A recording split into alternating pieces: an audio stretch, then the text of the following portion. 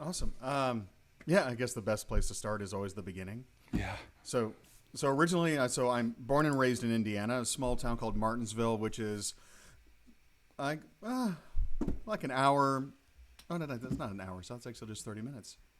Yeah, because it's over 30 miles. South of Indianapolis, and it's a big rural town, and just grew up playing football, baseball, track and field, but of course being a Gen Xer and having parents that were they were born in the 40s, and kind of like the tradition of you get your kids into music. What do? You start out playing piano, and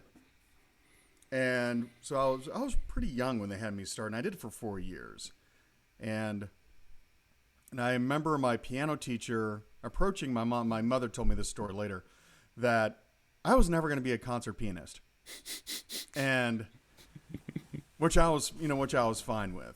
However, for those my age and up are familiar with the ever popular clavinova.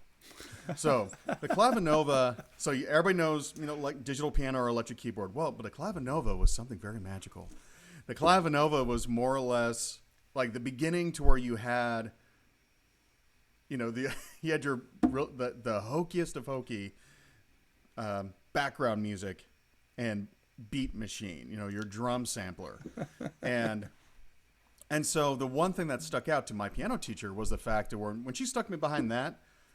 And you literally had this cutesy little electronic metronome while you play along with whatever backing track was built into this technology. And this is all the way back in the 80s. So this would be this little like silver tab that would connect into the music stand of the clavinova. And it would have all its backing tracks, and you can cycle through. I can't recall how many it had. But when that was like installed and you had to play with the beat, I immediately was right on tempo. So my teacher told my mom, she was just like, yeah, he's not going to be a concert pianist. However, he has a natural talent for rhythm. And she goes, you really can. She goes, that's extremely difficult to teach. She goes, I have some of my most advanced students have a tough time with the playing with the clavinova, doing some of these exercises or etudes or whatever. She goes, but Adam, he took to it immediately. And she goes, make him a drummer. And so my brother at the time was studying electric guitar at a music shop in Bloomington called, which is where Indiana University exists, called Smith and Holden.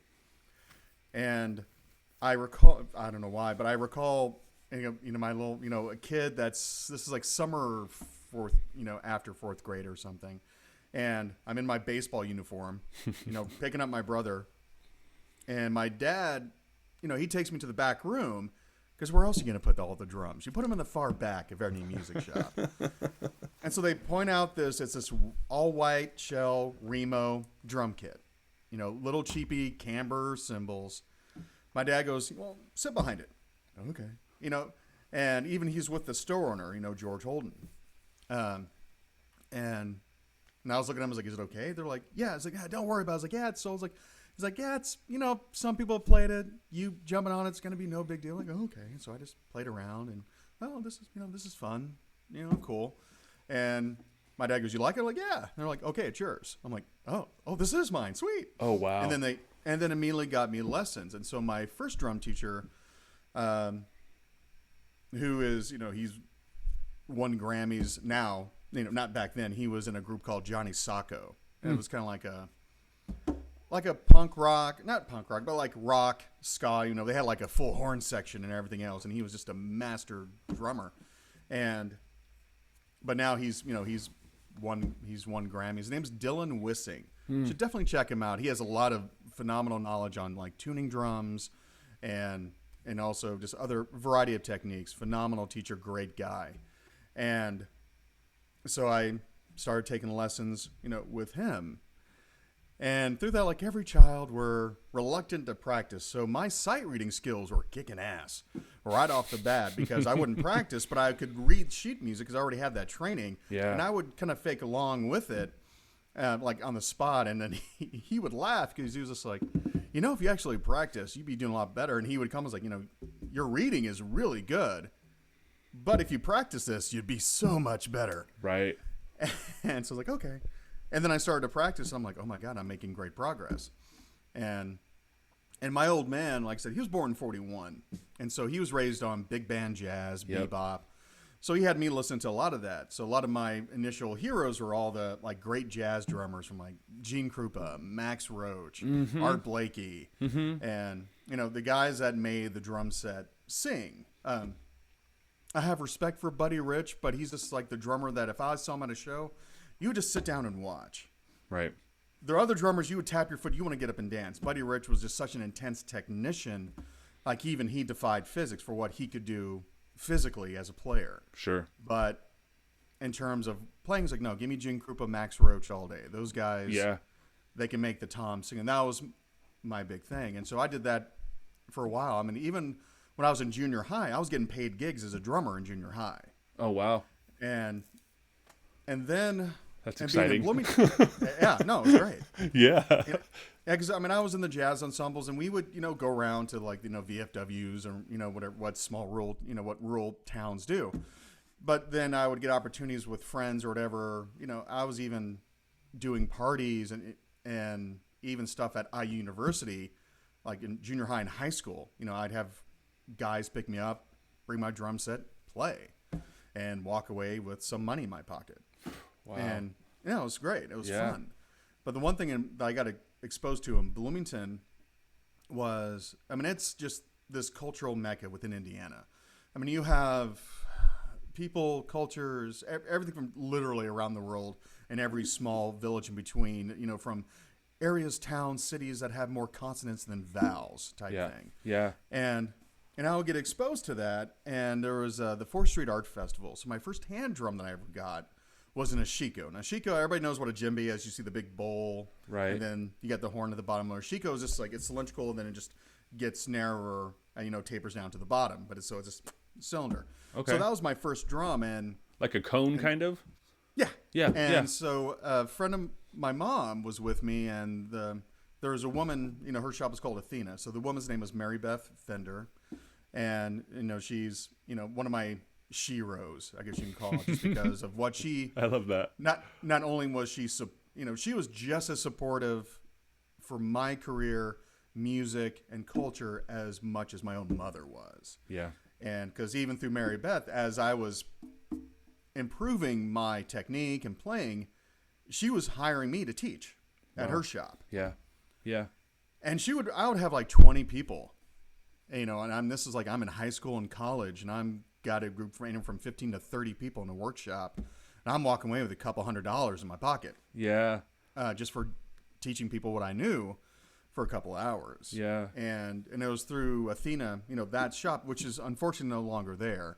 Not because of the pandemic. It just closed down, prior to that, mainly due to, I think the landlord all of a sudden like tripled their rent, and they're like, yeah, no, we can't do it. Right.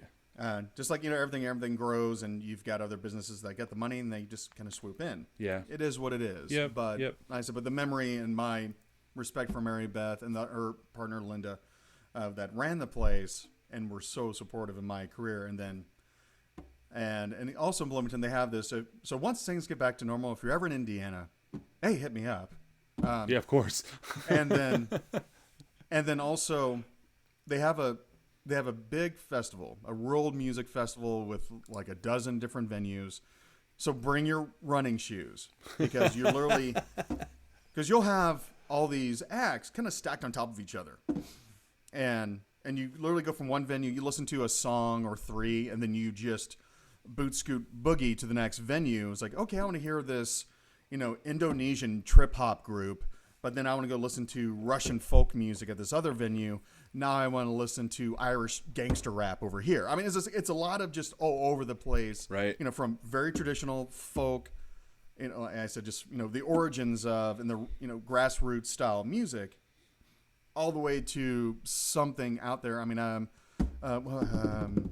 Movits, it's a Swedish hip hop group. Can't understand a word they're saying, but man, they're fun. Yeah. And so they rap in Swedish, and it's fun. Right.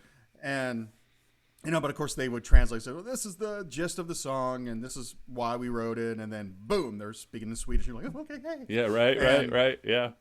And because of that, even my CD collection, I have Japanese hip hop, Swedish hip hop, bought some Turkish hip hop not too long ago, and so I'm, because of Bloomington and just like the Lotus Festival, which again, if you're going through, it's a phenomenal festival. Yeah. And oddly enough, usually happens at the same time as Sweetgrass. So, and which, for me, that was like I took my lady to, and she loves Lotus, and now she was just like, I'm sorry, Sweetgrass is happening. She's like, no. I'm like, well, just go with the friends. Like, Lotus is still like the bee's knees. If somebody who can't make the trip out to, go to Sweetgrass to see, myself and a lot of my other very talented friends. Yeah, if you're in the Midwest, you can't make the, the trek. Yeah, check. Lotus is definitely something you need to see at least once. It's a phenomenal collection of, and it's like 3 days. But it was because of those events, because I would meet these master musicians or band members that would just hang out, and I would get like sometimes like a mini lesson, or I would just, quick little hello, show me a few things. I mean, there's one guy, I got hired when I was in college. I had like a little sis through the Greek system, and she invited me up to like Southside Irish Chicago, and there was an Irish band, and the lead guy couldn't get more stereotypical Irish, just red hair, beard, Sure. And his name's Johnny, and so it was just like everything about it was just. But through that, I picked up like a few nice tips and tricks on the Bowrun, which is the Celtic frame drum, that, or the Irish, frame drum, and it's a really unique technique. Is that similar to a hoop drum? Yeah, it is. Yeah, okay. Or like a frame drum, or the duff from the Middle East, or tar from like Egypt. Just so very basic. Yeah. Round drum with so in Ireland it'd be like a goat skin. Okay. Especially if it was in Africa, it'd be more or less goat skin. Yeah, I'm very green when it comes to percussion. I love it all, but I have a friend of mine that I'm working with, and we're putting together a record, and he plays the hoop drum, and that's one of his favorite drums ever. And I always kind of looked at it like it's kind of like this big native drum that you don't really play with you know what I mean? Is the way I've always looked at it. But then he's sent me videos of people playing a hoop drum and what you could actually do with a hoop drum, and it kind of blew my mind. So anyway, continue. Yeah, I'm just like all these different drums that you're talking about. Like I know that they each have their own ridiculous art to them, and that can go much further than just. You know what I mean? So yeah, I love hearing about all these different drums. So sorry to interrupt. Yeah, please. No, yeah, you're fine. Please continue. Yeah, so I would keep on meeting with these masters, and some would be professors at IU or themselves student, or they're finished up doing like a doctorate or some master degree, but in Chicago, I would just come across people that would just give me these little tips and tricks, because obviously when I was growing up we didn't have YouTube, right. And I had to. So a lot of my learning, a lot of the technique, because even with like the Middle Eastern drum, this guy. Oh wow! Yeah. I never really had a sit down lesson. I would just see all these other master players rock out and get a couple tips and tricks here and there. That was it. I never had a formal lesson, which was fine. And there's a lot of, even with like my congas. Wasn't until I was doing my master's that, oddly enough, I was a TA for what they call the urban percussion class, and so I got to work on my conga technique, and literally had to like teach it. Like the TA or the professor would come in, and it's like, okay, we're gonna first start with the open tone. Adam, teach him. It's like, okay, and so it's like I had some basic knowledge, but at that point I was like, okay, I had to just go out and watch other players, watch what they did, talk to them. And so a lot of my training was just from watching other people play, and which is kind of like a traditional style of learning anyways. You just watch somebody and then you just picked it up. Right. And that's how a lot of just techniques and any instrument evolves, is just you watch somebody, you translate it the way you do within your own mind, and you execute it.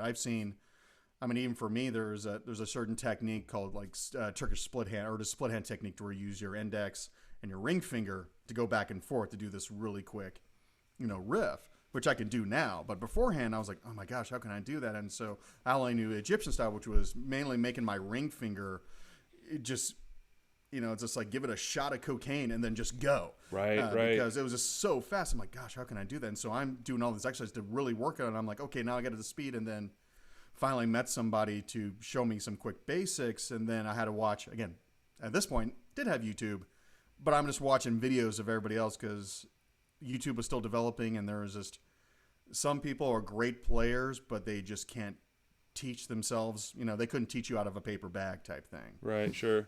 Sure. But yet, but they was like, okay, just show me different angles, and I'll figure it out myself. And because of that, has allowed me to where I can walk into a variety of really unique instruments and pick it up pretty quickly. And if you give me a teacher, then I'll pick it up even faster. Just because of, like I said, at this point, I've been playing for over 30 years, and I've had to learn on how to like adjust and just pick things up, quickly. And I said, I've done my share of gigs to where I'm not too familiar either with the instrument or even the style, and just kind of had to wing it.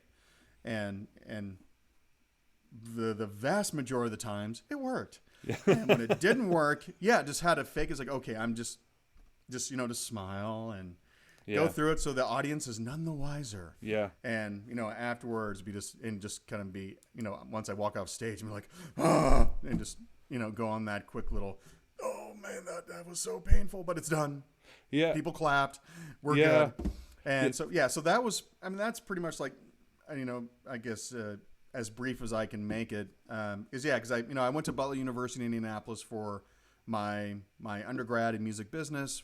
Had an Indiana University degree, attending it at their university or their location in Indianapolis for a master's in music technology. Yeah, and then after that, just did my decent amount of traveling. Because at this point, I've played and visited almost some of like the biggest cities in the U.S. And with my travels, I've got to teach Latin Afro-Cuban drumming at a conservatory in Frankfurt, Germany, and performed and taught literally throughout Israel. Went there for like 3 years straight, and when I was there, I'd be there for like 2 weeks, and it'd be sometime like early summer times, like around like either May, June-ish. Wow. And always a lot of fun. And when I was in Israel, I hitchhiked and hung out with people that I just met, and would just crash at their home or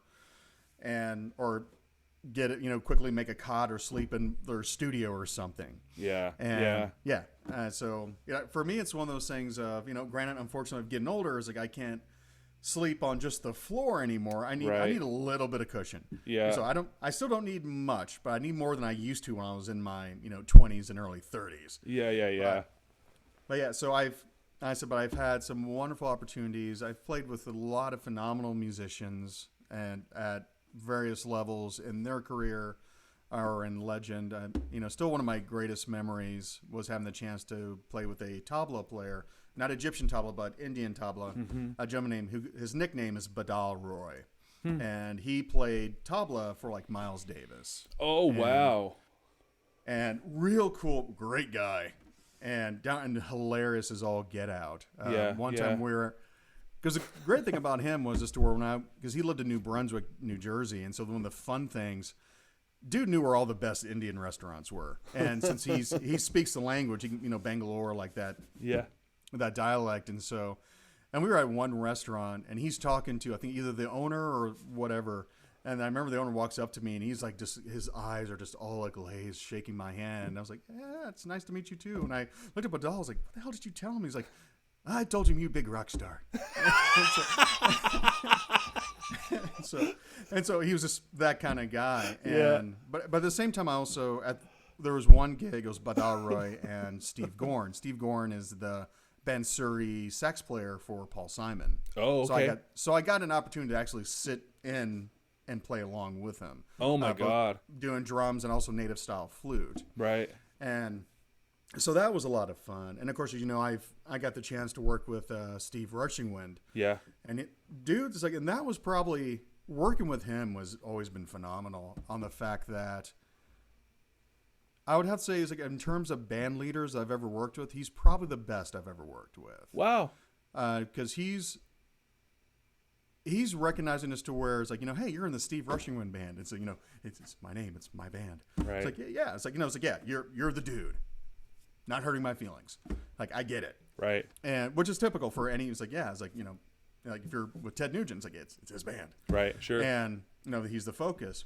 But Steve would allow us, like, if we go to a show, he goes like, hey, let's trade solos, or hey, let's do it. Like, he always made sure that everybody was highlighted. He always made sure that the individual bandmates were recognized. Mm-hmm. And he says like, yeah, because he was like, you guys are really awesome musicians. It'd be a shame to not give you a highlight, at least a moment, no matter how short something was, like in terms of a show or performance or what have you. And with Steve's, like, we've done, our share of little festivals, and then he brought me along when we did the Aboriginal People's Choice Music Awards in Canada, and I think this is Winnipeg. I want to say it's 2014. I've slept since then, but I think it's around then. Yeah, yeah. And so yeah, then then through some of the, like, for native style flutes, so I'd started small, just going to I was about to say Sundance, but Sunwatch in Ohio. Yeah. And then, I met, Johnny Lidford and, Douglas Bluefeather. And then that's actually where I first met Steve Rushingwind. And then some others that were, doing really well. And then all of a sudden Johnny invites me. I get to be a part of, Sweetgrass now, because I'm the token didgeridoo guy. That's why I'm there. And so, it's just like, not saying like, it's fun to listen to flute music. It's like, I dig it a lot. It's like, can I listen to it for, all day for me? No. Yeah. So I'm not like that break to, I guess, re-energize people. I've got all my toys here, play my drums, blow in the didge. I'll do it. I've studied flute for a long time. My friend who taught me how to play flute, he's Lakota, Will Whitefeather, and he's down in Freedom, Indiana, the home of, what's his last name? Babe Pierce, Tarzan, and yeah, the old Tarzan. Right. And so we were in a group called Global Groove.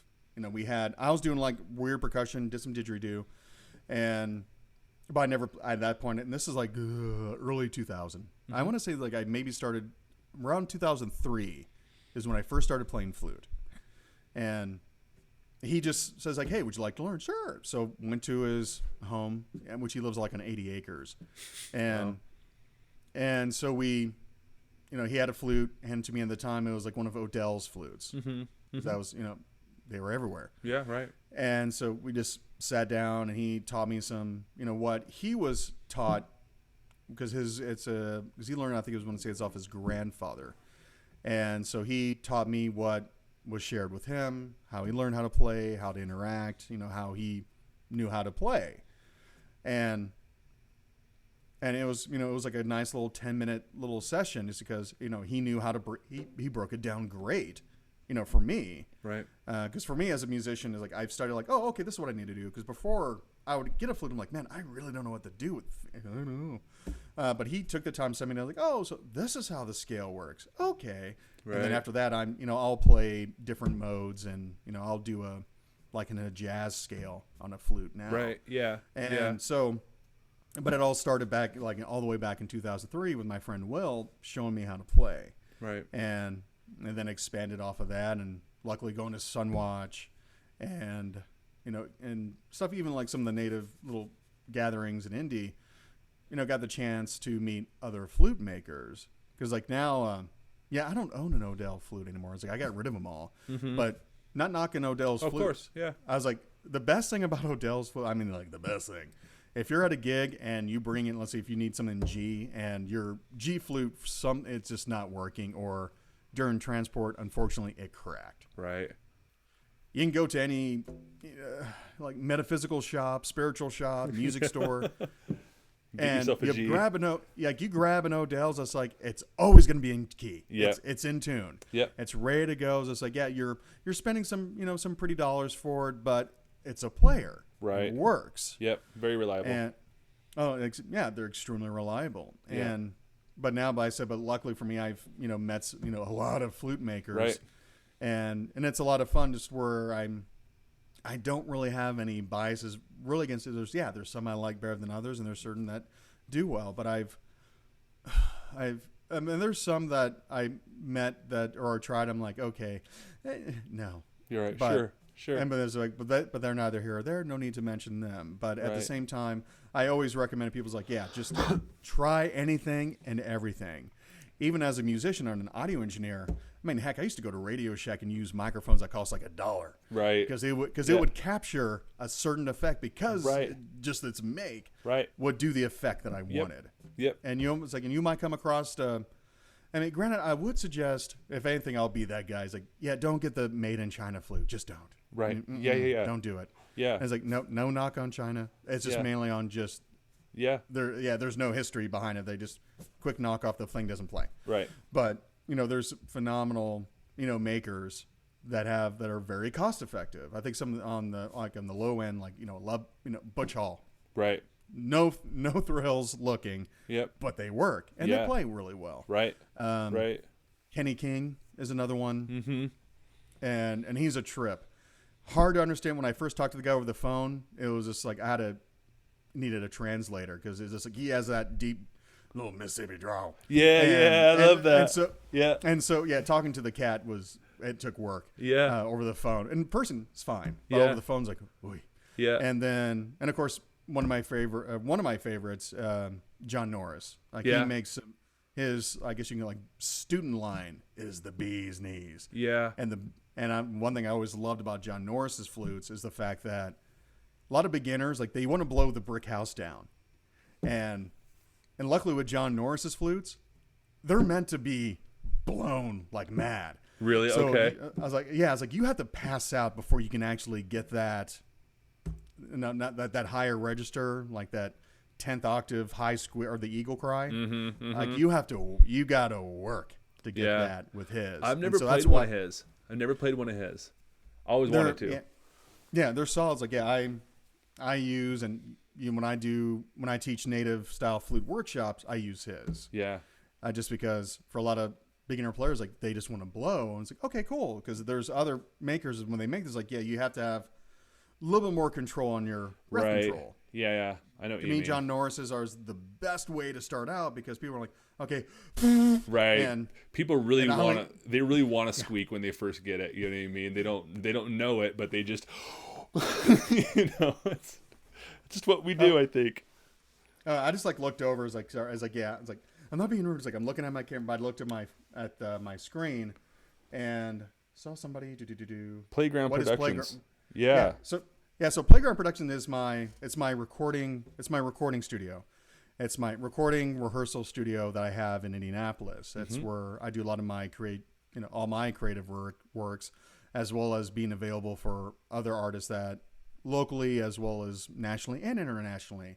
I've had my share of like bands from the UK prior to COVID before their US tour would rent my space before going on tour. Right. And, right. Okay. And also coastal bands would rent out the space before they would do a leg, or if they're going through or if they start in the Midwest, they would find me online, use Right. it before they went out.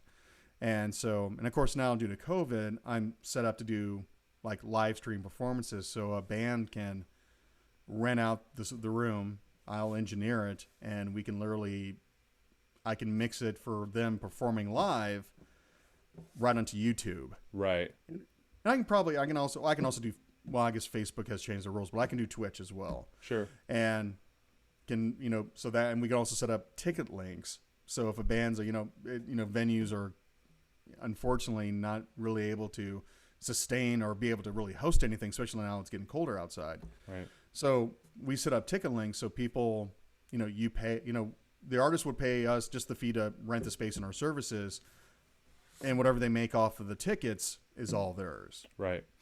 Right. Okay. And so that's what my studio is. So that's Playground Productions. That's really cool. I mean, I'm sure it operated a little differently before the this COVID thing, but now, I mean, obviously, I mean, I wasn't doing this before COVID. You know what I mean? This is what we're doing. You know what I mean? We're doing all this digital live stuff. You know what I mean? And I spent a lot of time, as I'm sure you did too. You know what I mean? Like before COVID, I mean, I did Zoom meetings and stuff. I did a couple of them, but I never like thought about like plugging my mixer in and my pedals and you know what I mean, all of this stuff. I never thought about all of this and like really doing it in this way. It was just always, you know. And so I don't know, since this has happened, it's like we've all figured it out some way, you know what I mean. I literally went full-time musician right before COVID happened, and then COVID happened, and then a year and a half of contracts. I mean, because that's what I did. I spent the last 2 years getting a year and a half of work lined up so I can make the jump. I made the jump. Every contract got canceled within a month. So it's like, oh, I don't have a job anymore, you know. And then I just fell into it, and I just figured it out, and I made it work, in every way we can. And that's just what we do, you know. It's that's an attest for this. Like I said, for myself is, you know, the last thing I did, we was going to do this thing called a punk rock hafla. So it was going to be my Middle Eastern band, Indie Rocks. Rocks, R-A-Q-S. Rocks is Arabic, meaning dance. Oh, okay. And that's rad. And so, cool. Yeah, because as musicians, we love puns. Yeah, right. And so we do traditional songs all the way from stuff that was composed and popular back in like the 50s and 60s, 30s, and stuff that's dates back to like all the way to like the 1800s and even earlier. Right. And then we also do some of our own stuff, and like we even do like our Middle Eastern version of like Black Sabbath's Planet Caravan, or or we would take a popular Middle Eastern song called like Aya Zayn, which almost every Middle Eastern country has their version of it, and we just sped it up to be more punk rockish. So that got canceled because I was, this is at the end of March. So that we had to like, okay, what are we going to do? And that's when, luckily at the time, I had already learned how to do streaming shows. Like I said, I had an electronic band that I was kind of like a guest of. It was called Faux Pas Quartet. Mm-hmm. And we would live stream everything to Twitch. And so I knew how to set it all up. And so instead, my band, we just did a live stream on March 21st of this year. And then after that, everything just stopped. Yeah. And so I went back to working on my album, which hopefully I'm trying to get it out by, there's always these delays because, the moment something else comes up that actually immediately gives me money, it's like, oh, gotta get cash. And so it's called Origins, but it's all influenced by Middle Eastern style, cabaret, fusion, tribal style dancing. And so it's all over the place in terms of the style, but still kind of centric on Middle Eastern influences. Mm-hmm. But yeah, so it's been a really fun ride. But there was all these festivals. I was geared to make a lot of money this year, and just performing. Yeah, and then it dropped. Yeah. So I was like, on that, it's just like, okay, it is what it is. So luckily there was a couple festivals, like Sweetgrass was one, another one from Ohio is called Zaka Festival. So that was a Midwest belly dance festival. Mm. So they did everything online. And even for me, I host an annual belly dance event in my studio called Evening of Doom. Doom is spelled D-O-U-M because Doom is the bass tone of the darbuka back there. Oh, okay. Okay. Yeah, again, puns. Yes. And so...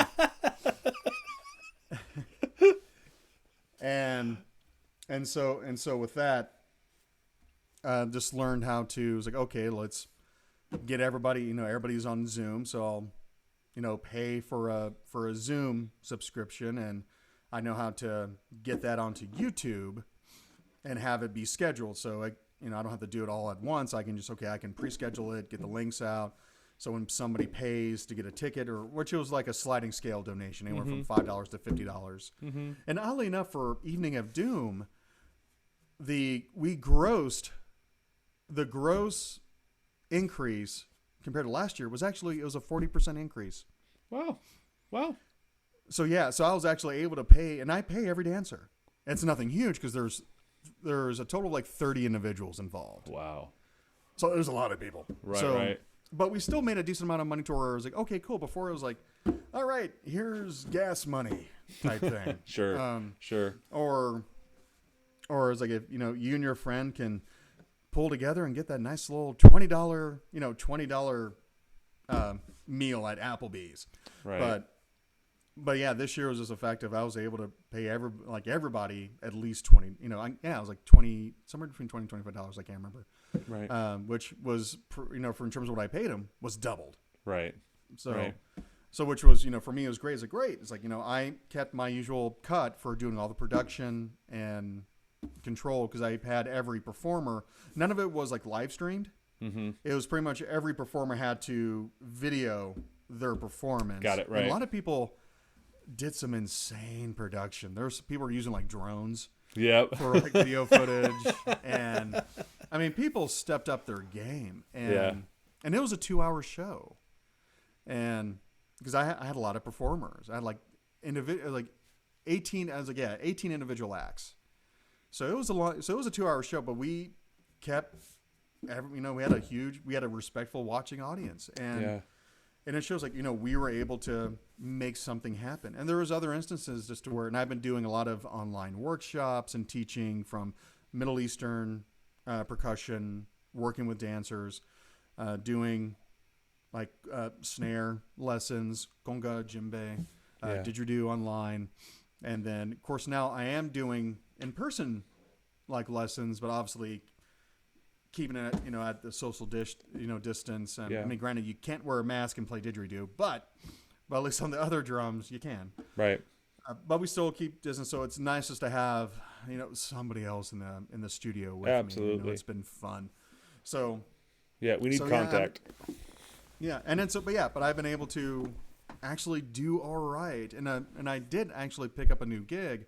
I'm an endorsed artist by a company called Tycoon Percussion. They've been around over 30 years. Yeah, and they now hired me to another. I'm their artist and relations consultant. Oh wow, for the U.S. Yeah, that's huge. And so I work with them, and I work with the music publishing company and distributor Hal Leonard, and so I got that gig. So luckily, and I didn't get furloughed or I didn't get laid off. I still kept that job because I had to interact with all the artists, and I'm making and developing different demo videos and lesson videos for Tycoon percussion instruments. Right. And which was great. Yeah, absolutely. That's cool. Yeah, don't get me wrong. Like, still had to get the unemployment because my venue shut down, right. and also I couldn't perform anywhere. So I'm like, okay, it's like, what to do? But at the same time, I just I worked hard and now was able to pick up some other jobs, and oddly enough, was able to get very end of June, beginning of July, was getting bands on a regular basis rehearsing. So that was helping me out on for the studio at least to pay the utilities, and then still used unemployment just to pay rent. Right. And so it's even though it sucked, but at the same time, I got other opportunity. There's a woman who's out in I want to say Maryland. She's a renowned belly dancer and educator. Like, her articles and teachings are even in I think the University of Egypt, like the Egyptian collection and archives within DC, but also in Cairo. And so she's a respected dancer, educator, and just intellectual with the Middle Eastern arts and music. Mm-hmm. And so she found me through a mutual friend, and I was telling other belly dancers, hey, I'm working with Artemis Moran. They're like, oh, I'm like, okay. I just met her. I like her because she sent me Ouzo candy and some of her and it was just like anybody that if you give me Ouzo candy, it's just like we're buds. Right. But she's a wonderful woman, great teacher. Myself and a couple of my band members of Indie Rocks, we actually played over Zoom for her dance class. And the funny thing is, myself and the oud player, if you don't know what an oud is, so yes, if you go on. So if you is that the fretless guitar? Yep. Yes. Yep. So yes. and this, which you can get in Turkey, Egypt. It's the oud is a very popular instrument, and so it looks like a small. You would almost if you saw like an old Renaissance type of photo. You'd see like this, almost like a teardrop guitar body shape with like a half a watermelon underneath it, and then a very short neck. But it's double string the whole way, and it's very unique tuning. But you spell it either OUD or UD when you do a Google search on it, or for those who use Yahoo, or if Netscape is still working, I don't know. But I follow a guy that calls himself the Oud Dude. Yes, there you go. And he plays an electrical oud, and he is like nice. He's like Jaco Pastorius on this thing. It's ridiculous. Oh, I mean, it's ridiculous. Yeah, I love that instrument. Yeah, my bandmate Andy Smith, he actually has a Godin electric oud that he uses, and he puts it through his pedals and everything else. So that's a lot of fun. So so we got to play for her class, and the cool thing is the other two members, one plays a canoon. The canoon is think if you saw a hammered dulcimer, but it has over 60 strings, and each string has these pegs to where it goes through half tones, semitones, 3/4 tones. I mean, it's just, you do a lot of pitch bending and adjustment depending on the macam or scale that you're in. And so he was on his feed, and then our singer, who also plays oud and guitar, she was on her own feed. But it worked because there's a thing called a taksim. So a taksim it's more or less, it's improv. So you could say, like, if you're about to do a song, let's say if you're playing flute and you're with a band, but you want to start off, like, you want to get in the mood, but you're getting the key, you're utilizing, like, you're creating this story, you're creating this fun dynamic, and how you tell it. And a taksim, like, minimally is like 3 minutes. Like you got to go for a while. And then boom, you play.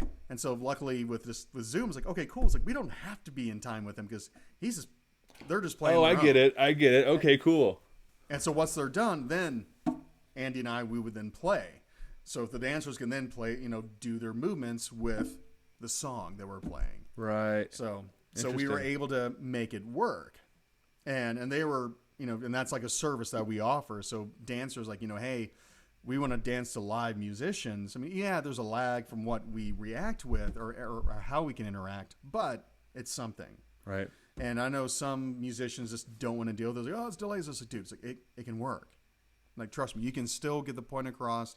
It's still educational. Absolutely. Both sides can benefit from it. Yeah. And so I've found ways to not so much keep myself busy, but be productive. Right. And so I've been working with Artemis or Artie on creating a structure for musicians and the dancers to interact and connect with each other. And she sent me one of her articles in which I took a ton of notes to when we get the chance to talk to each other after the new year. We're gonna create like a class, be like a seminar or classes retreat, whatever. Probably both. At the moment, 2021 will probably still be its share of online only, but we can make it work. Right. So even though to a certain degree 2020 wasn't the best, but at the same time there's been so many opportunities that have come across that weren't there if COVID didn't happen. Yeah. Yeah. So it's one of those things, there's a silver lining, and I think just you can take it as a lesson or what you will, is that even when you're presented with a pandemic, you can still do something. Yeah. Or the world, the sun is still coming up the next day. Yeah. And if there's ever time to let go of ego to like, okay, I need to really rely on the help of others, utilize it. Like, unfortunately, I've had my share of friends that just almost like the moment this kicked in March were like throwing in the towels. Like, no. I was like, listen, we're here for you. Keep on moving. And even for like times like this, like I said, just to where, and I'm serious, if for anybody who's watching, you want to hit me up on Facebook or my website, would love to, I love hearing from people on, dealing with questions. I mean, obviously I'm not going to give you a long, lecture or teachings, like, it's like that, you got to pay. But, but I'm always glad, quick little questions or any type of interaction, love it. But there's things just like, hey, I want to improve on my didgeridoo skills, or I liked what you did. How did you do that? Yeah. There's always something to do. And even like for my teachings, like I kept things as respectable as possible.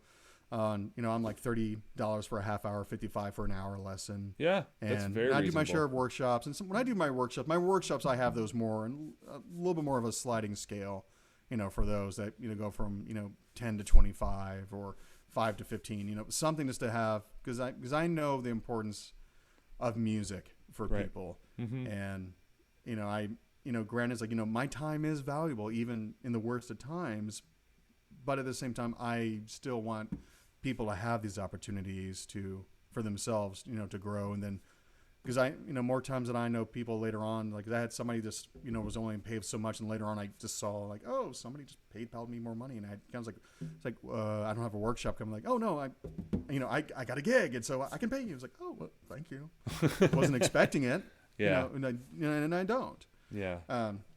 But again, just to where, especially now, if there's ever time to pay it forward, now is the time. Yeah. And, we gotta progress and keep on going. It's like, again, no matter what, it's like, yeah, it may be gray outside, but the sun is still up behind it. Yep. The sun is always shining. Yeah. And so, yeah, so like I said, for my journey, it's been wonderful. And I've had a lot of rocky spots, through it, but it's what made me stronger. I'm that, like, I'm a Pisces, so I am a kind of just go with the flow kind of guy. And so even if something just completely just, thwacks me like I owe it money, Mm-hmm. I still, like I can't just stop. I still got to keep on moving forward.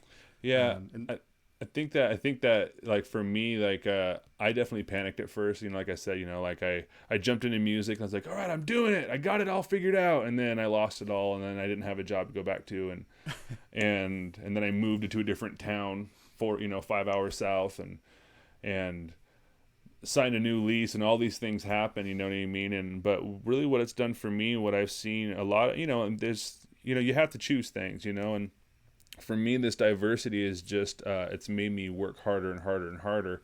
And it sounds like it's exactly what it's done for you too. And no matter, and during this time, I've probably failed more than I've ever failed in my entire life over the last 9 months. I've failed at every single thing that I've tried, including this. I mean, not today, but you know what I mean? It's, this is just, it's constant, and I try everything as many times as I can. And I always say this silly thing that I heard Steve Harvey say one time, and he said, you'll have the most success in life if you go after what you can't help but do.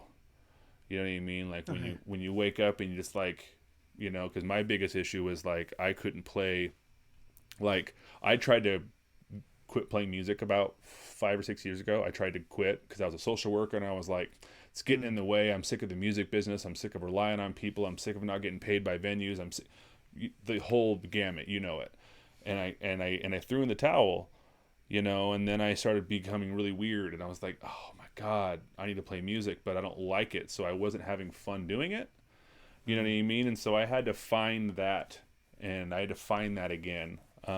To be happy playing music again. And once I found it again, and with the flute actually, it just, I went kind of crazy, and that kind of brought me back to music. And then right when I found myself in music again, of course, everything happened. But now it's just, I don't know, it's just, it's this awesome way to, I say it almost every stream that like being uncomfortable is such a blessing, because it's that thing that keeps us,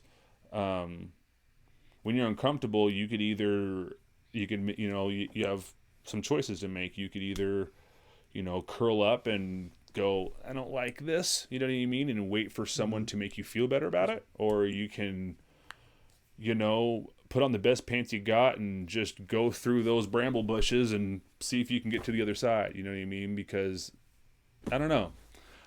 So, I mean, it's really inspiring hearing everything that you've continued to do during this time. I mean, it seems like every musician is just, I mean, everyone's struggling. I'm not going to say that musicians are struggling more than, a janitor or whatever. Oh yeah. That's an instilled caveat as to where it's like, we're all going through rough times, and like you mentioned earlier, it's like, there's really no other industry than the entertainment industry that can really make you feel dirty and used inside. Yeah. I mean, it's not thrilling, but at the same time, it's just like, it's rough. Yeah, I got friends that are bartenders, servers, and it's like, yeah, they got a whole lot of nada going on right now. Yep. But you use what you got, you make it rock, and again, just to where put ego aside and just do what you can to help out. And also or on the other spectrum, from ego to just depression, I think the main thing is always just, especially now, is communication. You couldn't ask for anything more to help you go through rough times, just to have somebody who will give you their ear, and support. And unfortunately I've come across either stories on YouTube and even friends that have just getting to the point to where they're just contemplating this the worst for their life and career, and it's just like, okay, is this like hey, how can I help? And it's just like I'm able to do this. Is any of this able to skew you from doing like something you're gonna would regret? Right. And so it's but that times like this is to where just I always tell people it's like, just put we got to put politics aside and look at the big picture. What's really important, and for me is community. And for me that was like the main inspiration for, and that is the main inspiration for music. It was developed for celebrating community, life, love, and even even all the bad war is like it's an inspiration for everything on both sides of the spectrum, and that's but the main thing, community, and for me that's the biggest inspiration for me when I compose, play, is I always, when I play, not only do I hear, like even if I'm just rocking out on my congas, I still can, and I'm able to picture an environment, a scene, people, as well as hear like I'm accompanying a band as well. Yeah. And I, especially if you're just playing drums, it's like to where you can only be, when you first learn, it's like, okay, I can only be so melodic, and then over time you figure out. Right. Yeah. Yeah. You find tricks to where, and I have a lot of people mentioned where they like when they hear me play, it's like they're like, I can hear a symphony when I listen to you play. It's like, good, because so do I.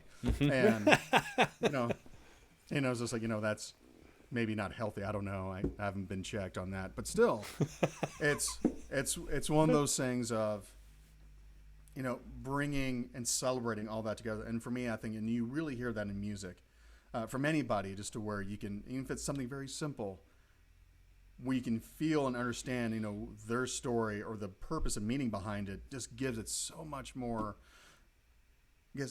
meaning, body, and just purpose. And you can feel that as a listener, feeling and hearing the dynamics and the story that they're, telling, especially for flute players. Yeah. And I said, just to where, again, just to where you can hang out with Timothy Gomez, and you just let that cat just talk, and you hear everybody in the room just going like, yeah. And then he plays the flute, and then it's like you've got the story within a story and everything that flows in between. It's like there's nothing more beautiful than that. Even if it's something that from like an emotional part, it's one of those things that's part of my favorite era in music is the Romantic era. And for anybody who's wondering about it, so you have like you have Ancient, then you have Renaissance, then you have Baroque, which as a percussionist studying music, that sucked, because Baroque just it has no groove whatsoever. It's beautiful, don't get me wrong. You can't pay me to listen to Bach anymore after all the damn marimba pieces I had to study.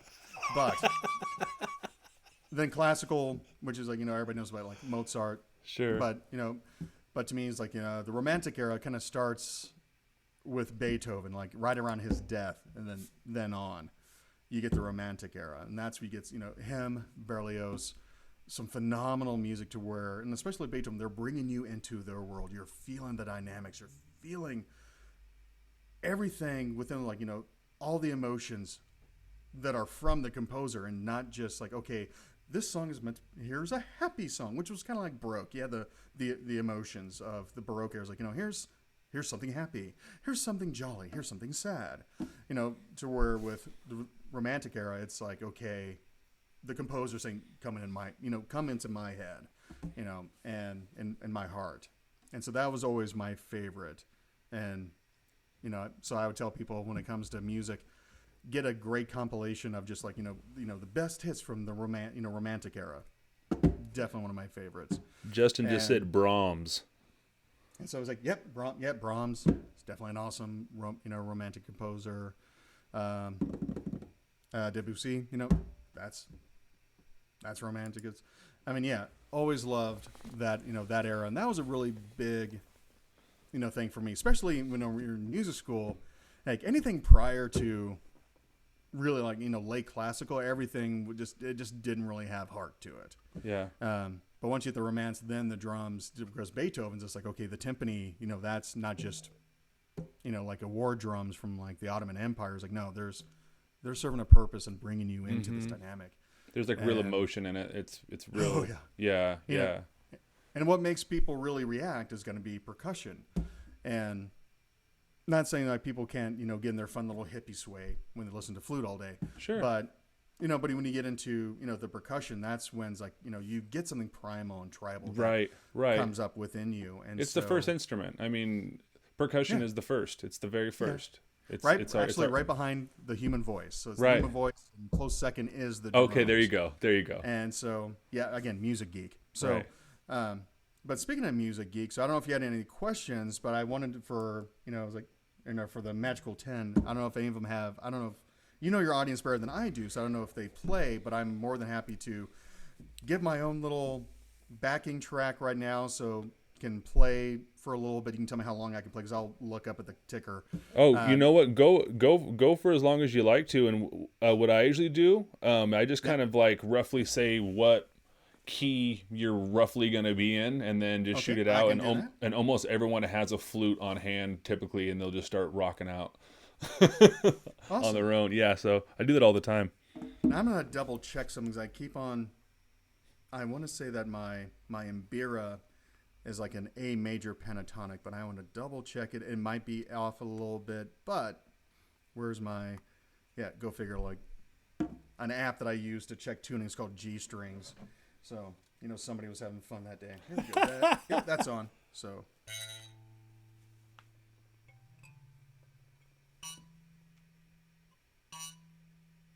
I guess that's what I. Yeah. So so that's an A major pentatonic. What's that? F sharp minor? Yeah. Yeah. So if you wanted a like relative minor. So so you can do an F sharp for that, and then the dig is in C. So with that, you can play A minor, and the thing is, honestly, people, it's fun. Life isn't perfect. Yeah. A traditional mbira, which, by the way, if you ever come across somebody who studies Shona music from Zimbabwe, do not call it a kalimba. You will be read the riot act that is called an mbira. Okay. This is the fun, but this is the fun thing when it comes to a lot of just other world cultures, and it's a trip. Yeah. And for me, it's like I'll sit down with my friends, like I said, for my upbringing or my like nationality background, which is I did an Ancestry.com thing, and which a lot of it I already knew. I'm mainly like French, Sicilian, Prussian, German, and British, and Irish, and I saw I had 1% Middle Eastern, and which I think it was off my father's side. There's like I think he had like his great uncle was like a rabbi that taught at the University of Berlin, and then he said he also had like this other uncle that was part of the SS. So I can imagine that family reunions were just awkward. So, but. Sorry. Yes, and I was like, I have a dark sense of humor, so I it took me 5 seconds. Like, oh, there it is. Yeah. So it's one of those things to where it's like I'm with everything that's gone on, a lot of stuff that I've had, especially a lot of the things that I've had the chance to see and do. Like I said, it was like even when I was in Israel, it's like I taught and performed and worked with, you call it like a kibbutz or like a little village. that was off grid, to where you get a whole village just living off of just solar panels, and they had to share power. Mm-hmm. And the Wow. kids only get to play. They get to play with water once a week, and it's literally water from a hose in a bucket, and the parents and teachers throw it at them. That's their water day. Yeah. And then obviously I did my share of stuff for Pine Ridge, and then also for the Dakota, for those protesting at the Dakota Access Pipeline.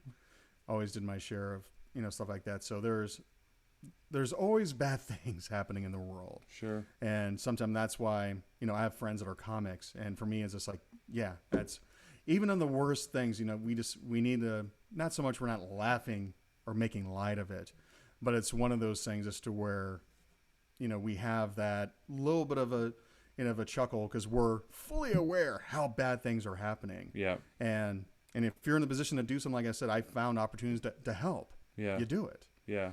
And I'm not going to condemn anybody that's, it's like, if you're just one that, you just say, I'll say a prayer, that's something.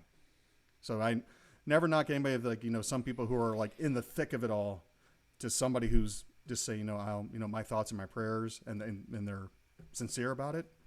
That's awesome too. Right. And so yes, but yeah, I just have a dark sense of humor, just because, again, I've seen and helped out in the midst of terrible things. I'm like, life's too short to. No, I dwell love it. on I love that stuff. I And so, love comics, all of them. A lot of comics right now are kind of getting censored for all sorts of things that they say, and I think that no matter what they say is just okay. And I think that we need comics and comedy and things making, I don't know if making light of things is the right way to say it either, like you said, but it's so important, you know what I mean? Like, we just we need that.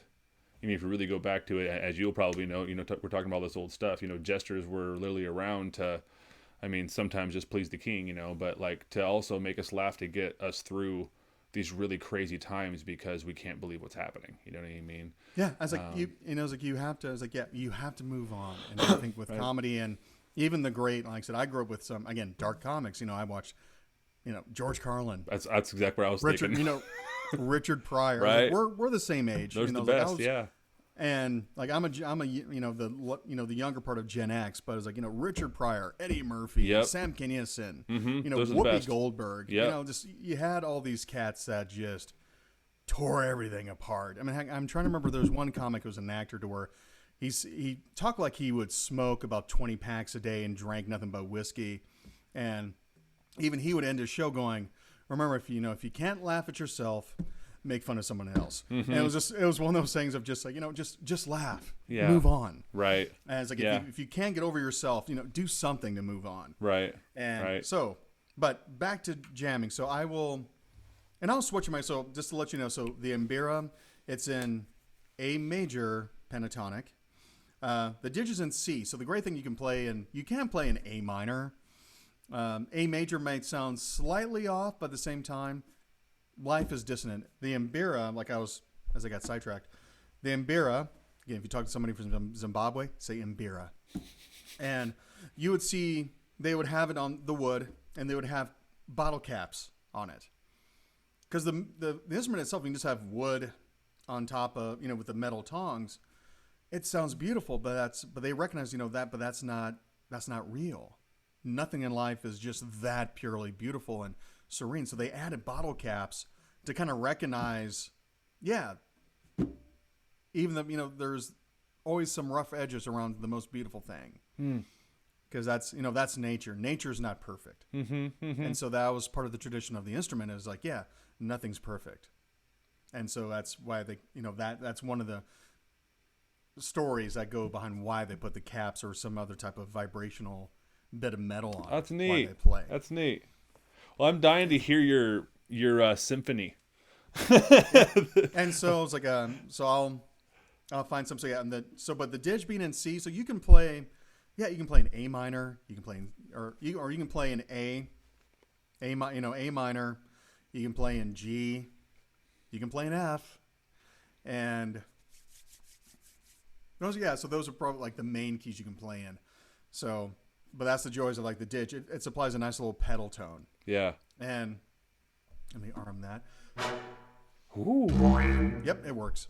And so you got the C dig, and let me turn that off so you're not hearing my echo.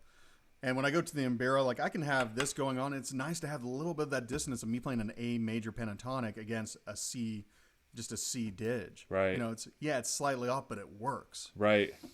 And normally I have my berimbau out with me, but due to some of the projects I've been doing, it just got cumbersome. There's no room. And if I pick up I may or may not pick up a flute, but grab your flute, guitar, whatever, jam along. I'd probably have to say just to where, so for Tommy, you probably have to mute your audio so that way anybody can, jam along. Absolutely. And before I forget, I wanted to crack this joke. So I remember Tommy, we were talking about, he was asking me he wanted to just ensure how do you pronounce Riviere?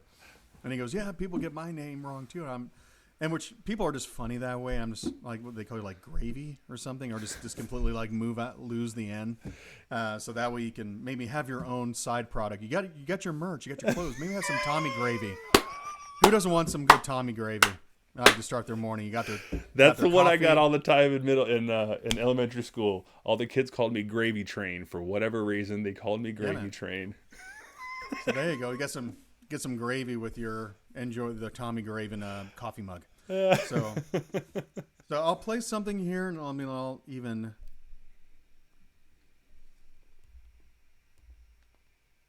I'll try to find let me get a nice little steady tempo here.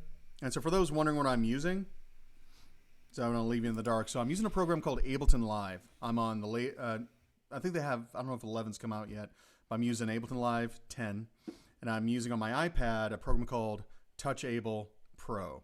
So it allows me to manipulate and control the application from my iPad.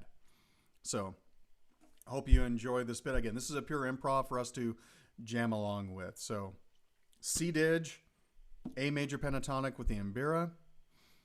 Hope you guys have some fun.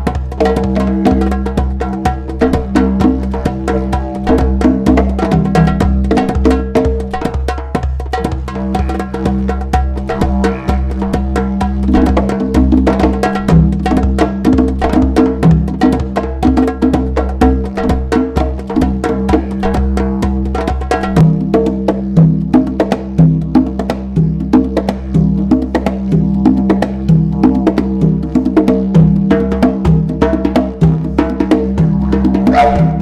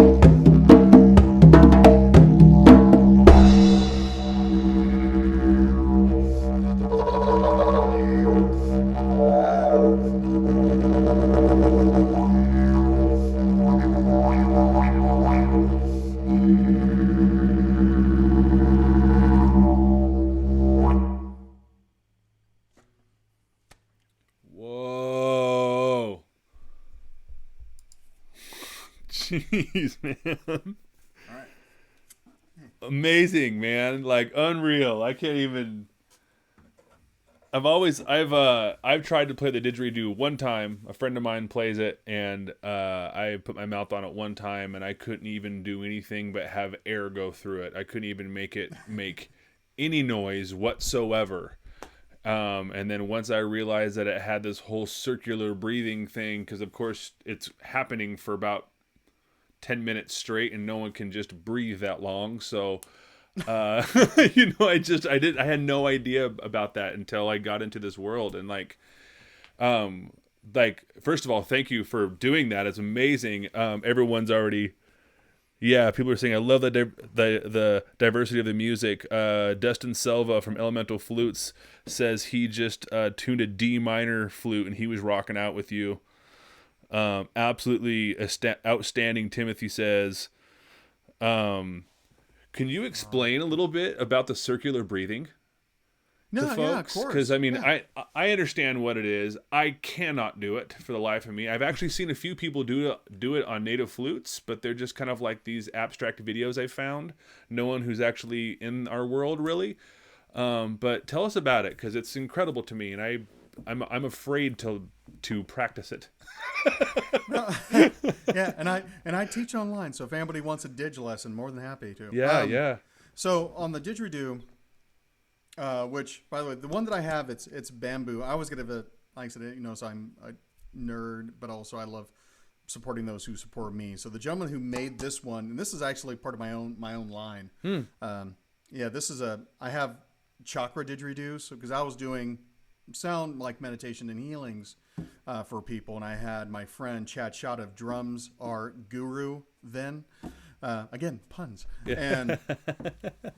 And so I told him, I was like, listen, I love your bamboo didgeridoos, because normally bamboo didges are made, they're cheap. And they're bad. Right. But he harvests and grows his to where they're really strong. I mean, I can throw that thing on my hard linoleum floor here and it won't bust. And you can play this thing in the shower, because for those who can't sing in the shower, you can didgeridoo in the shower. Because he uses a water-based urethane inside and out, so it's like restaurant grade, so it's safe to touch. But this one is the C, so it's the root chakra. Sure. And he made me a set that goes all the way up to the crown, and I use those for meditation. And I would actually play on people's, not like direct contact, but just hover over their energy center for a vibrational massage and just that type, just sound healing or feeling. And so, and also in Australia, obviously you have a lot of different tribes, the Aboriginal tribes. So the didgeridoo obviously is not its native name. The didgeridoo is more of like a Western creation, mainly from the locals that immigrated to Australia, both the good and the bad. The name, it got its name from like onomatopoeia. So they would say like, yeah, the black fellas that are doing that, that didgeridoo doing. Got That's it. how it got its name, didgeridoo. Got it. That's how they can explain it, because into Aboriginal culture, they use some of their language to play it. And so a gentleman I got to work on for a master class, Paul Harney, he's from Arnhem Land, so that like its birthplace, so the Northern Territory, and they say didgeridoo, and so maybe.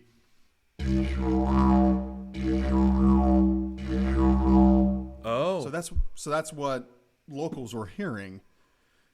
Was hearing literally somebody going, yeah.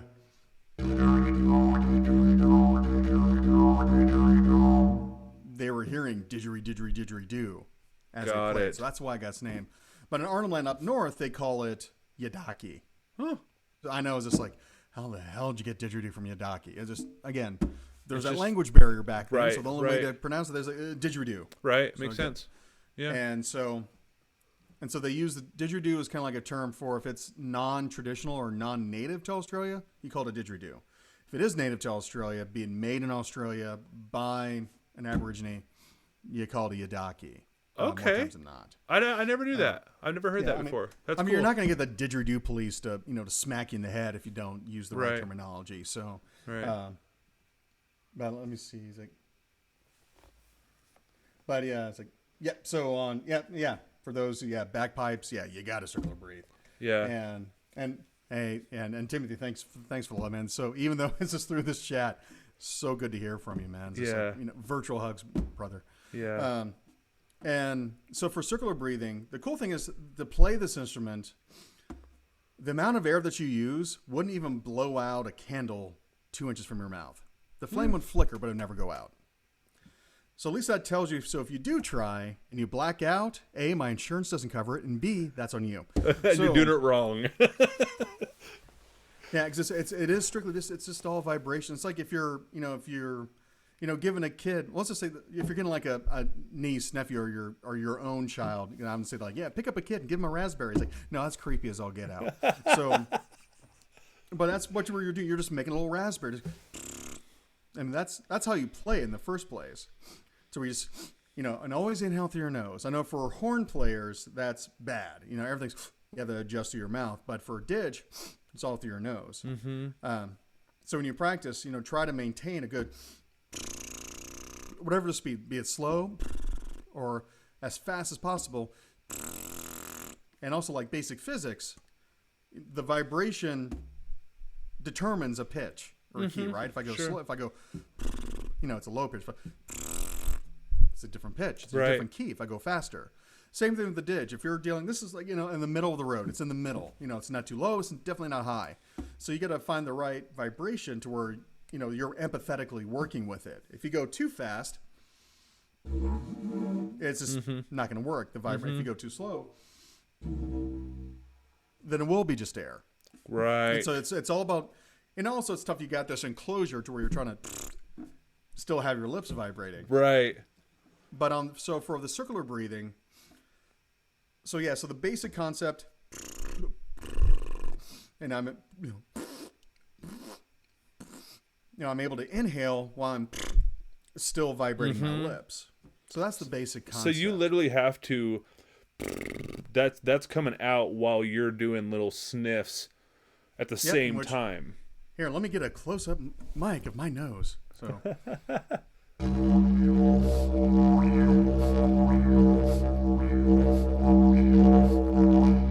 That's the way they line. Keep that man away from my cocaine. But, so how long did that? I mean, obviously it took a while to learn. It wasn't overnight, but I mean, how long did it really? There's no such thing as perfecting anything, right? But I mean, how long did it? I mean, you got it nailed pretty dang good. So I mean, how long did that take for you could really be confident in playing for a minute? As I was growing up, again, thanks to Athena and Mary Beth and those, she was like, so my initial teachers were women, and it's a misnomer. Women are allowed to play in Australia. Depends on the tribe. Okay. There are a couple tribes as to where women can play recreationally and kind of hang out and play. just not for ceremony. I've yet to come across any article or anybody that's stating that they played for ceremony. But there are some tribes that will allow women to play, and there's some that just period. No, women can't even touch it. Period. Yeah. So, and oddly enough, I got in an argument with a guy from Australia. He goes, hey, women are allowed to play. Is this like, well, are you from this region? No. Well, they're allowed to play in that region. Well, I can't speak for them. It's like, well, Exactly. So there's always somebody. Tristan is like, he's like really? He's like, why? It's like he got offended that a woman was allowed to play. I was just like, it's okay. Yeah. The That's world's not interesting. going to end if a woman plays a didgeridoo. Okay? Yeah, that's interesting. I mean, I have a like a quick story about my aunt who's no longer here. She actually wanted to sit at the Sundance drum, so we're native, and she wanted to sit at the Sundance drum, and like that's a no-no. You know what I mean? Like, women don't sit at the drum. You know what I mean? You don't do that. It's okay if you sing, but you kind of have to be in the background and stuff like that. But you can't sit at the drum, and that is a big no-no. You know what I mean? And different strokes for different folks and different tribes. Not every tribe is like that. You know what I mean? So it's just is what it is. You know what I mean? Interesting. Anyway, keep going. Yep. Yeah, that's. I had no idea about this stuff with the didgeridoo. I'm fascinated. Yeah, and not every tribe plays, and also not every tribe does circular breathing. So that's another misnomer. Not everybody does circular breathing over the and that's the funny thing. People ask me, like, I got a circular breathe. It's like, well, dude, can you even play it yet? Right. And they're just like, well, no. It's just like, okay. It's like somebody walking up to you is like, I want to learn how to fly. Right. Well, can you walk? And it's like, okay, do you have your driver's license yet? No. I was like, well, it's like, right. It's like you can't even walk yet, let alone right. fly. It's like, okay, that's great, but we got these steps you need to go through.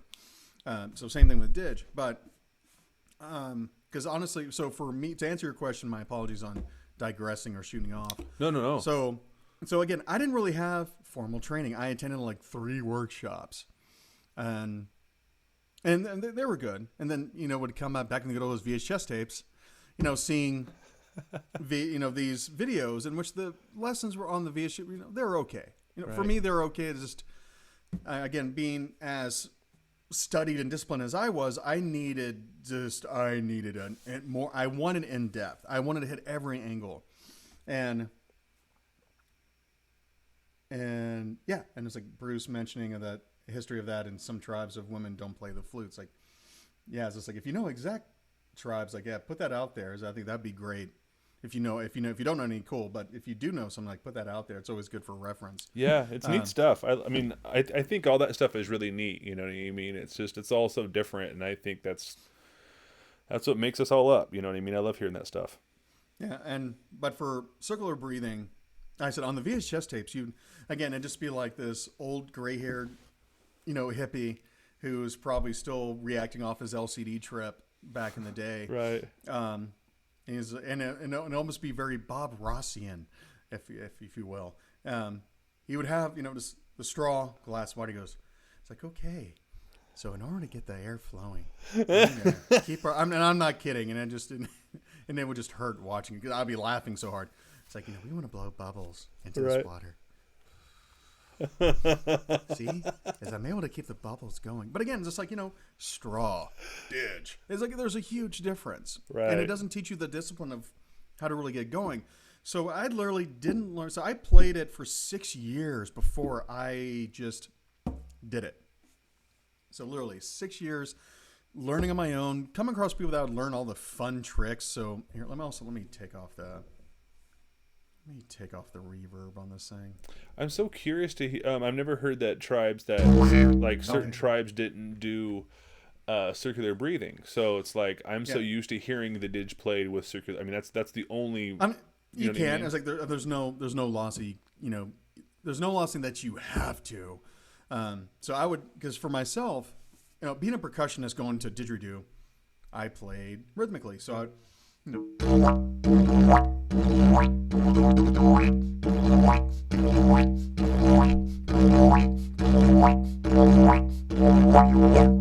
mean, and also I grew up I'm a big fan of electronic dance music. So back in the day, it was literally called techno. Nobody really could. Now it's like EDM. It's like not everything is EDM. Right. And so, but techno, or particularly the style that was late 80s, early 90s, was called tribal. So that was influenced by Latin, like West African and Latin Afro-Cuban grooves, but it had a constant dance beat to it, Right. or the bass or something solid. But it, you'd hear the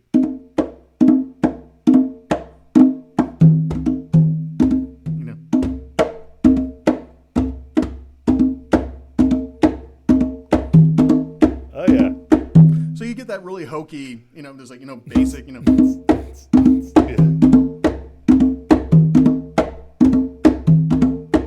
and so I would just kind of use that as if I was playing along with it.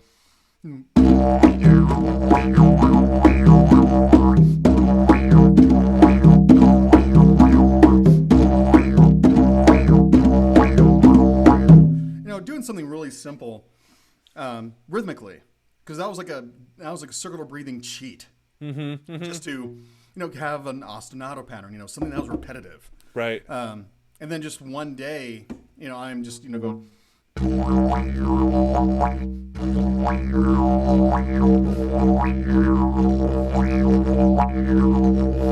And I did it. And I'm like, yay! How the hell did I do it? Right.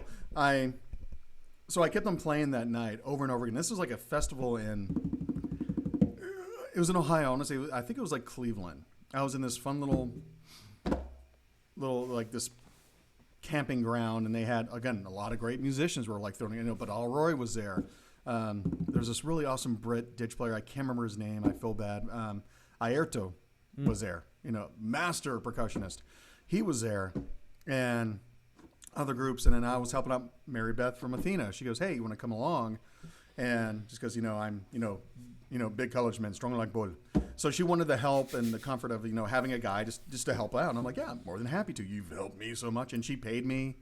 Even back then, it was like she gave me like $10 an hour, and Right. it was awesome. Right. Yeah. And that was like, oh god, yeah, that was definitely had to be in the '90s.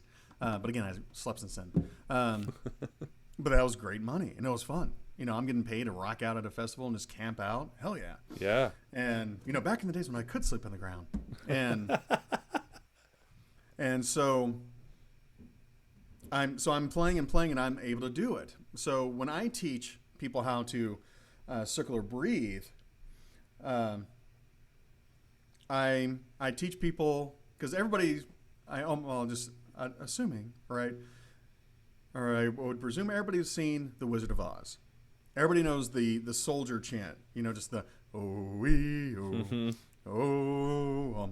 So I teach people how to, because it does all the endurance. It's like, I'm fine teaching everybody this technique because I have a YouTube video on how to circular breathe. So this is the technique I teach, is just doing that rhythm, because you can break out just the O-E-O into like 4 beats. So, O-E-O. And so on that 4th beat, you inhale. Mm-hmm. And you do it in a very basic, straight tone. You take a full beat to rest, inhale, because you get used to, you build the muscle memory, and That's what what I was going to say. And so, O, you're relaxed, you're doing you're able to get a tone, cheeks are out. E, you got your true pitch, which means like, the highest that you can really comfortably and continuously. I can probably play it higher, but I couldn't maintain it. Mm-hmm. This, I can maintain that high pitch for a while. So you go to your highest true pitch of your dig, and then back to O. So O-E-O. So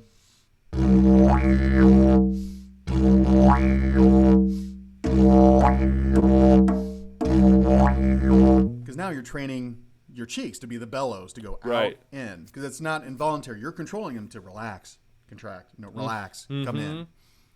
And then instead of being a whole beat, or a full beat rather, to inhale or take a break, you only have a half beat now. So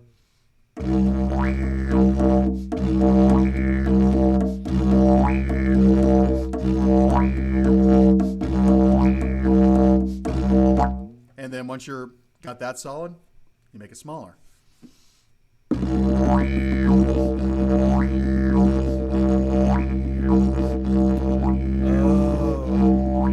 And that's so I had to, once I achieved it, I broke down my method, like, how did I do it? So I had to find, my come to Buddha moment on like, how did I do that? And then I was like, okay, how do I play? I play rhythmically. And then I was able to achieve a breakdown for me to share to other people, a great way to do it, because the whole water straw blow bubble thing, I'm not gonna lie, I think it's asinine. It teaches you the basic. It teaches you the basic concept. Yeah, this is me, the evil music geek at that point. That's great. I love it. It teaches you the concept, but it doesn't teach you what you really need to do. It's like, okay, cool, you're blowing bubbles. Okay, put that in a lake and try to constantly blow bubbles. Right. It's just like, I was like, no, just. Do that rhythmic bit. It's like once you have, you can get a respectful fundamental tone. Fundamental just meaning just your,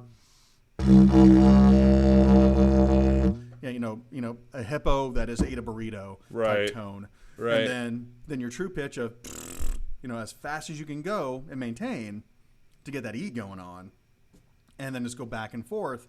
And once you're able to get like a nice pattern and keep it steady, it's like, okay, break the gap or make the gap smaller of what you have able to quickly inhale. Then once you do that, it's like, okay, cool. Now I've got something. You just keep on shortening, then you'll find, and you might still like, even when I first started, I could hear that gap of like, okay, I'm definitely inhaling because I'll go. I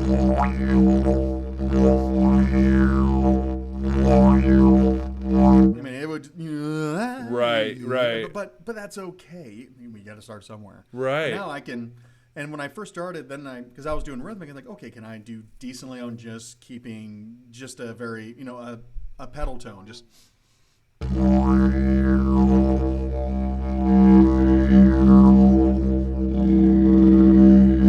that's cool.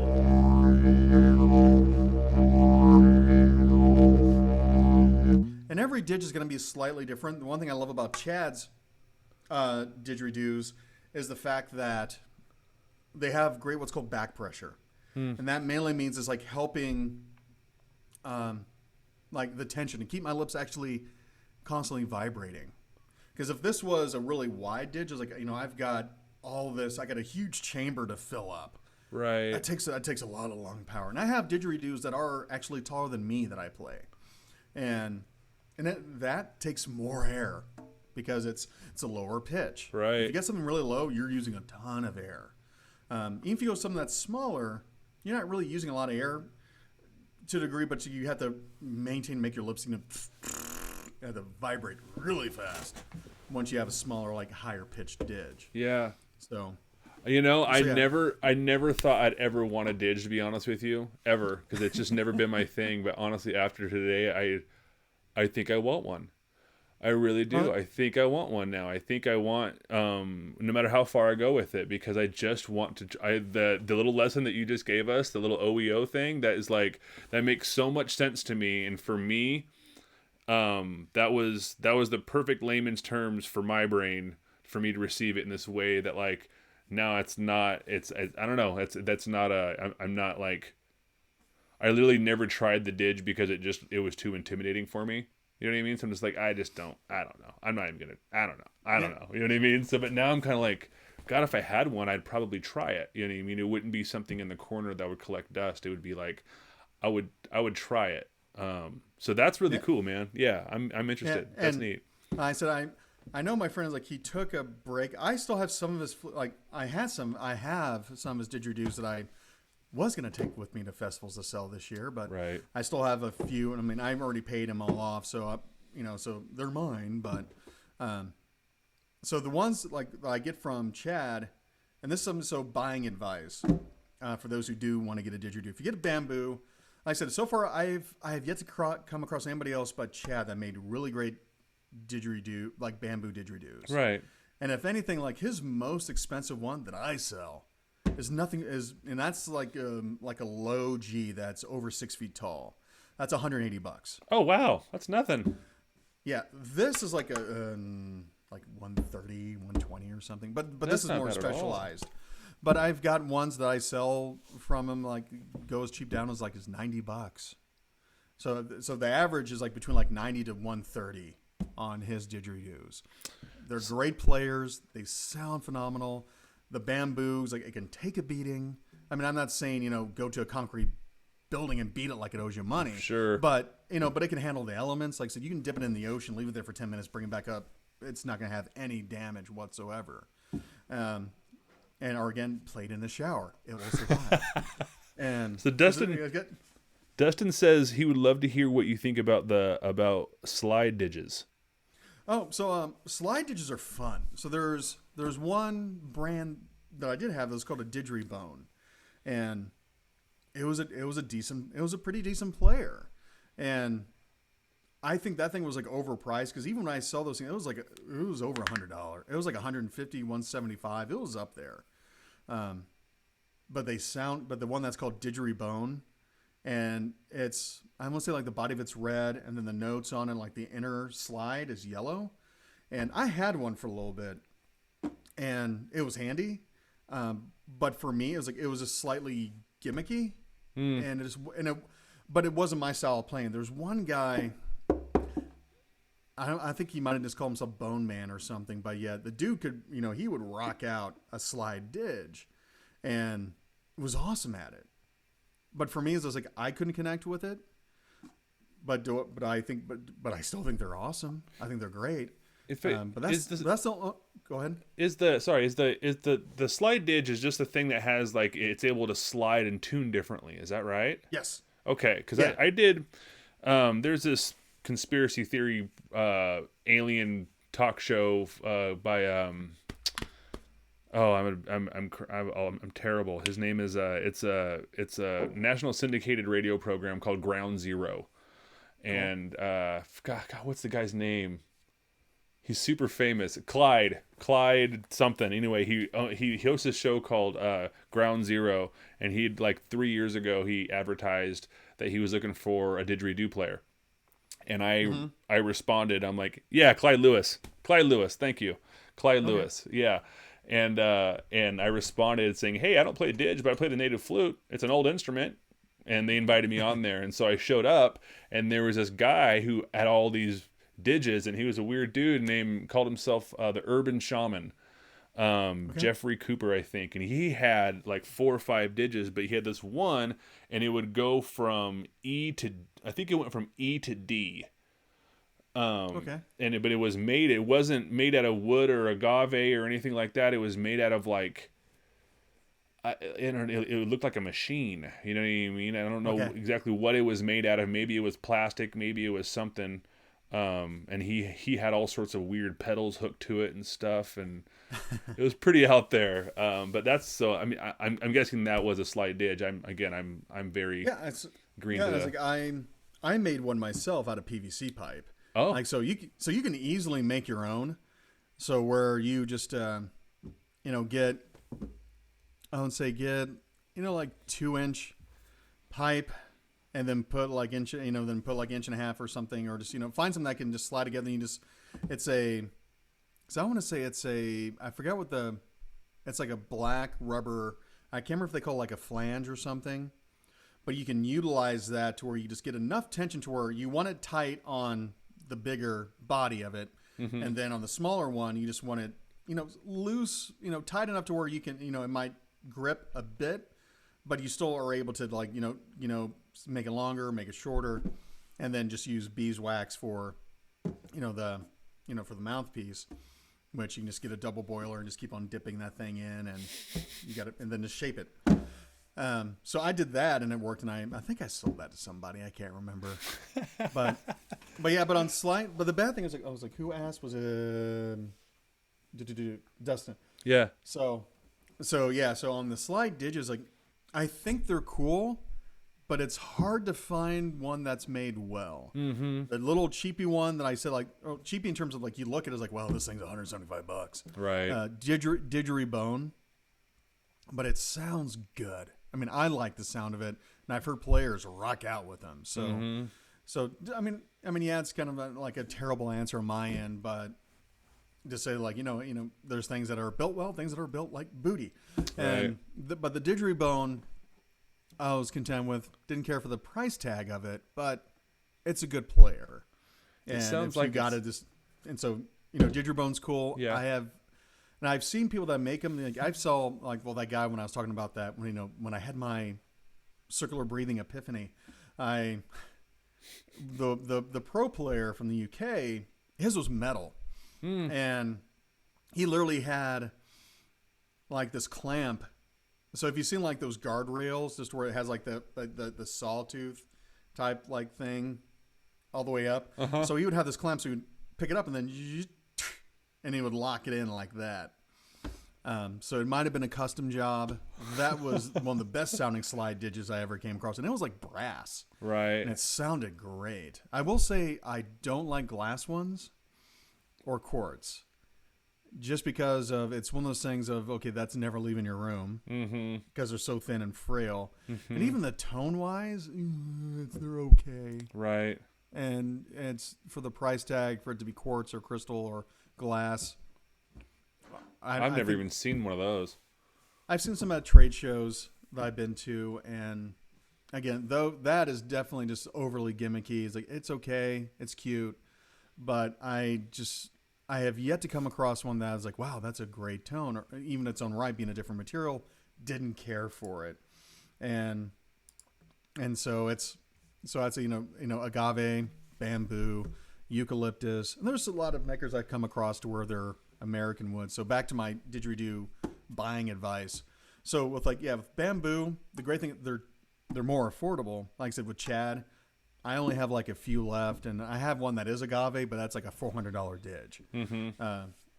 But the other ones I have, they're like $100 to like, or maybe even like $90 to $150. And so if somebody wants one, I guess I can do a demo here so I can play it. You can hear it and decide which one you want or whatever. Like I said, I'm happy. Like, if you don't buy from me, I don't care. Right. But I always want people to be educated. When you buy something, just kind of have a good knowledge of when you walk up to it, what to expect. Yeah.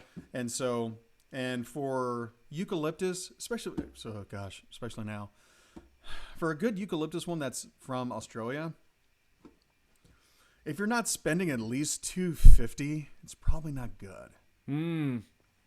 And so that's the sad thing, just to where if it's below $250, it's probably not a good didgeridoo. Okay, good to know. And also be careful, because I've had my share of friends that would go to Australia, come back with a didge, but it was more of like the novelty. It wasn't really well made. Right.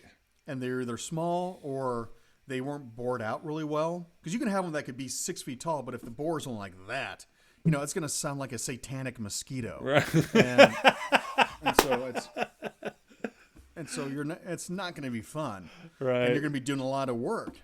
So if you ever look inside one, because there's if it's bamboo, thin walls, but they're dense. Sure. So phenomenal vibration. Same thing with eucalyptus, very dense. So you don't want the walls to be like yay thick. You want them respectively thin. Right. With agave, I've come across ones like my newest one, because I have one that was like maybe a quarter of an inch, thick, like in terms of the walls. Sure. Vibrates wonderfully, but I can't travel with that thing anymore because